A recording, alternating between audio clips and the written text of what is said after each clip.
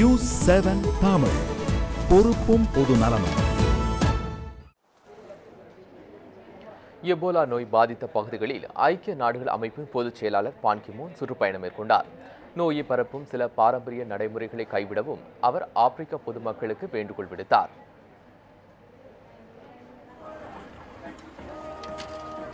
மேற்கு ஆப்பிரிக்க நாடுகளில் எபோலா பாதிப்பு காரணமாக உயிரிழந்தவர்களின் எண்ணிக்கை 7000 உயர்ந்துள்ளது. இந்நிலையில் ஐக்கிய நாடுகள் அமைப்பின் பொதுச் செயலர் பான் கி மூன் எபோலா பாதித்த நாடுகளுக்கு சுற்றுப்பயணம் மேற்கொண்டார். சியரா லியோனில் தனி ஹெலிகாப்டர் மூலம் வந்திறங்கிய பான் கி மூன் அங்குள்ள எபோலா மருத்துவ குழுவினரிடையே உரையாற்றினார்.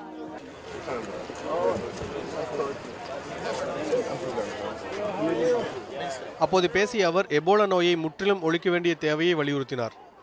இதற்காக அனைவரும் ஒன்றிணைந்து பணியாற்ற வேண்டியதன் அவசியம் குறித்தும் அவர் உரையாற்றினார்.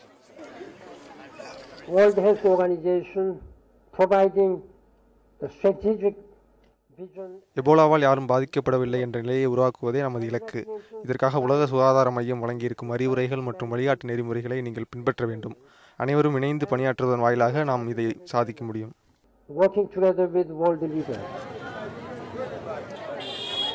கடுமையாக எபோலா நோய் பாதித்துள்ள நாடுகளான லைபீரியா, கினியா மற்றும் சியரா லியோனில் வசிக்கும் பொதுமக்கள் தங்கள் பாரம்பரிய நடைமுறைகளை கைவிடுவதில் மிகவும் மெதுவாக செயல்படுவதாகவும் அதனால் எபோலா பரவுவது அதிகரிப்பதாகவும் மருத்துவ பணியாளர்கள் பான் கி மூனிடம் தெரிவித்தனர்.